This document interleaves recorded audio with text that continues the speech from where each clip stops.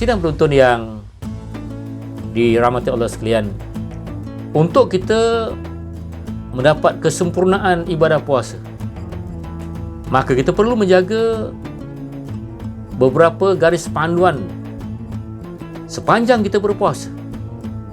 Semoga dengan penghayatan kepada peraturan-peraturan ataupun hari ini sebutkan SOP lah, kita tidak termasuk ke dalam golongan yang berpuasa tetapi sia-sia kerana gagal mematuhi larangan-larangan dan tegahan-tegahan ketika kita berpuasa. Antara yang ingin saya kongsikan dalam kapsul Ramadan kali ini, iaitu kita mesti menjauhi perbuatan berkata dusta.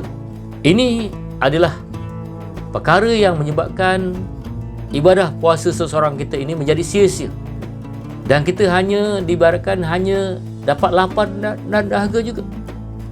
Sebab itu dalam sebuah hadis Nabi SAW, ia menyatakan, man lam yada' qaulal zur wal amal bil faisala lillahi hajatan fil an yadda'a ta'amahu was sarabah, atau kama qala Rasulullah sallallahu alaihi wasallam. Barang siapa yang tidak meninggalkan perkataan dusta malah mengamalkannya, maka Allah tidak memerlukan rasa lapar dan dahaga yang dia tahan. Hadis riwayat Bukhari. Apa yang dimaksudkan zur?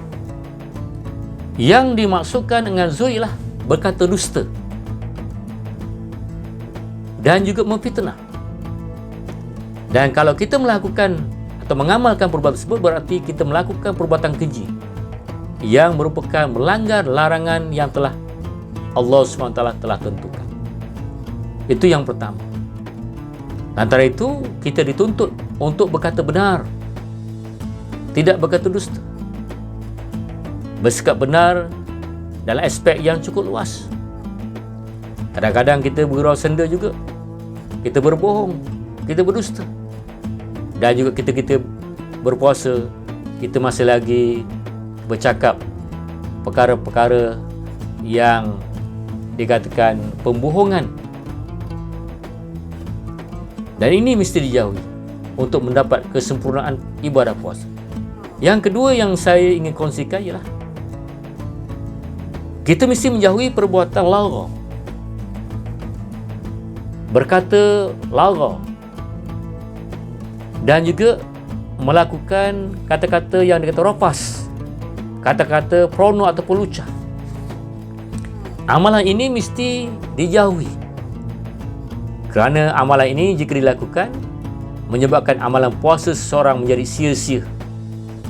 Dan disebutkan dalam hadis Nabi SAW, laisal siyamu min akali was sarab, innama siyamu min lagwi wal rafas, fa in sabbaka ahadun aw jahla alaika faltaqul inni shaim, inni shaim, atau kama qala Rasulullah sallallahu alaihi wasallam. Puasa bukanlah hanya menahan makan dan minum saja, tetapi puasa adalah dengan menahan diri dari perkataan lagha dan rafas.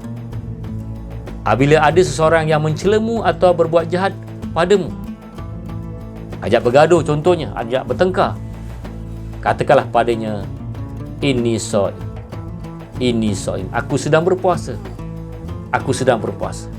Hadis riwayat Ibnu Majah.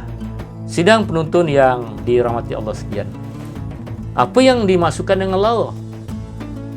Lagha ialah perkataan yang sia-sia dan yang seumpamanya lah dengan perkataan yang tidak bermanfaat, tidak berfaedah.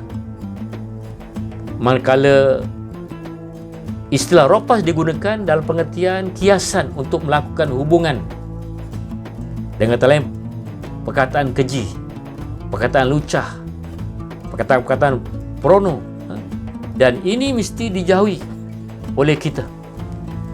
Sebab kalau kita masih lagi melakukan perbuatan-perbuatan lagha, perbuatan-perbuatan sia-sia, perkataan-perkataan lucah, istilah-istilah ataupun isyarat-isyarat lucah, menyebabkan amalan kita menjadi sia-sia. Dan kita lihat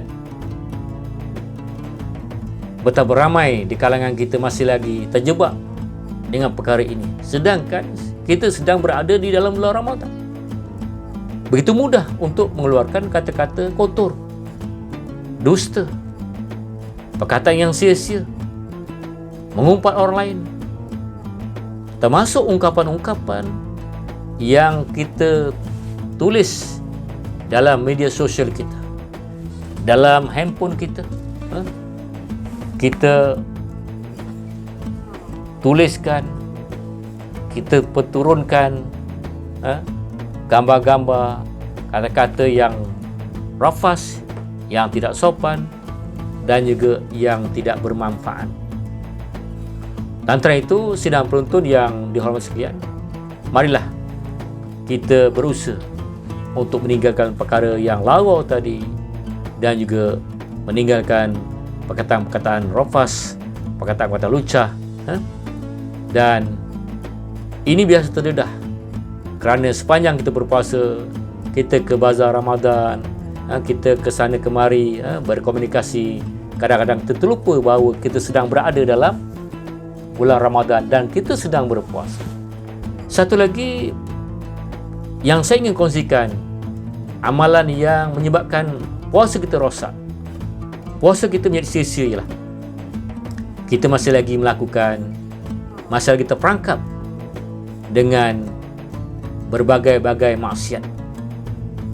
Kerana puasa bukanlah hanya menahan lapar dan dahaga, namun hendaklah kita berpuasa dengan menjauhi perbuatan yang haram.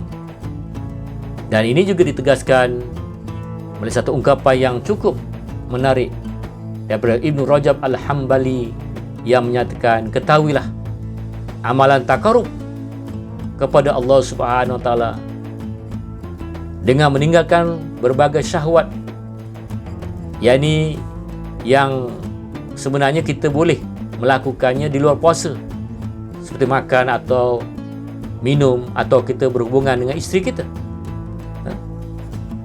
tidak akan sempurna hingga seseorang mendekatkan diri pada Allah dengan meninggalkan perkara yang dilarang, iaitu dusta, perbuatan zalim, permusuhan antara sesama manusia. Jadi kita kena ingat,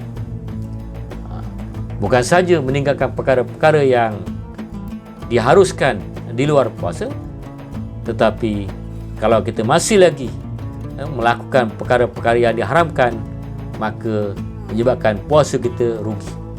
Dan juga disebutkan oleh seorang ulama, beliau menyatakan, seandainya kamu berpuasa, maka hendaknya pendengaranmu, penglihatanmu dan lisanmu turut berpuasa dari dusta dan hal-hal haram, serta janganlah kamu menyakiti tetangga. Bersikap tenang dan berwibawalah di hari puasamu. Janganlah kamu jadikan hari puasamu dan hari tidak berpuasamu sama sahaja. Jadi teman-teman sidang penuntut yang dihormati sekalian, itulah 3 perkara yang seburuk-buruk perbuatan seseorang yang menahan lapar dan dahaga, sedangkan maksiat masih lagi terus dilakukan.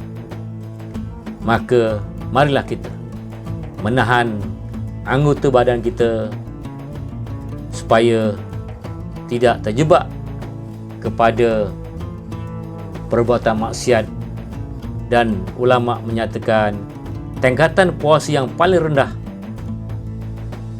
hanya meninggalkan minum dan makan saja. Ini yang paling rendah. Justru itu, sidang penuntut yang dihormati sekalian, seseorang yang masih gemar melakukan maksiat di bulan Ramadan, seperti berkata dusta, memfitnah dan bentuk maksiat lainnya, sebenarnya bukanlah pembatal puasa. Puasa itu tetap sah, namun dia tidak mendapatkan ganjaran yang sempurna di sisi Allah Subhanahu Wa Taala. Semoga kita dijauhi daripada melakukan perbuatan-perbuatan tersebut. Sebaliknya, kita menghayati tuntutan ibadah puasa dengan sempurna. Dan setakat itu untuk kali ini.